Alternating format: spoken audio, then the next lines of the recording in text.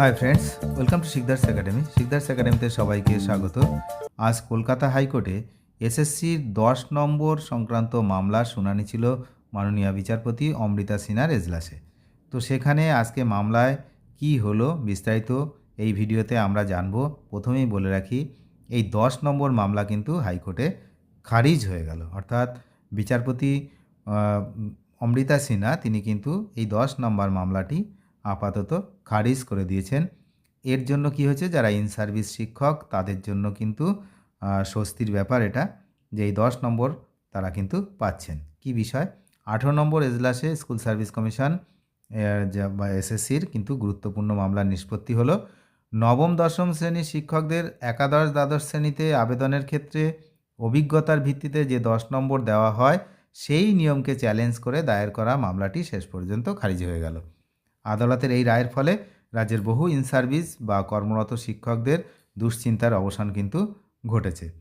মামলাটি খারিজ হয়ে যাওয়ায় একদিকে যেমন ইন সার্ভিস শিক্ষকরা স্বস্তির নিঃশ্বাস ফেলেছেন, অন্যদিকে মামলাকারীদের জন্য এটি একটি বড় ধাক্কা হিসেবেই মনে করা হচ্ছে।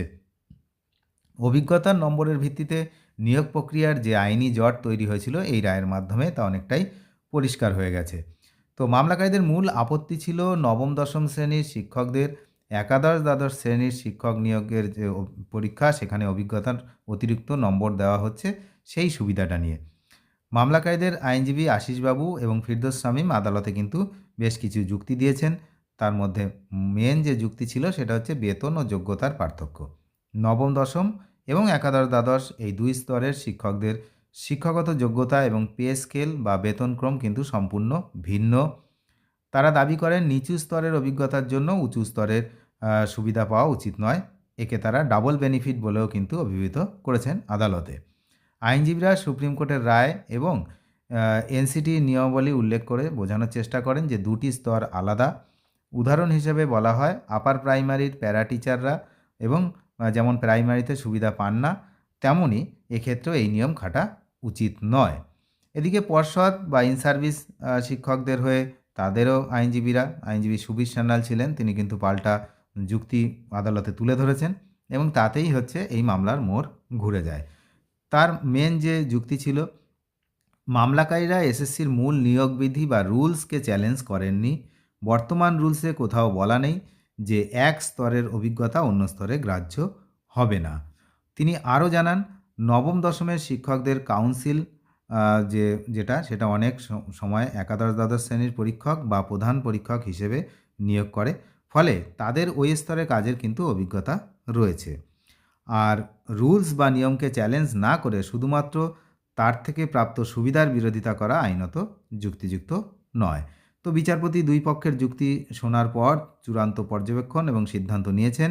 উভয় পক্ষের দীর্ঘ সওয়াল জবাব শোনার পর তিনি জানিয়েছেন যে এই রিট পিটিশনের নিয়োগের মূল রুলস বা বিধিকে চ্যালেঞ্জ করা হয়নি। যেহেতু বর্তমান রুলস অনুযায়ী অভিজ্ঞতার নম্বর দেওয়ার সংস্থান রয়েছে, তাই এই মামলাটির কোনো সারবত্তা বা মেরিট নেই।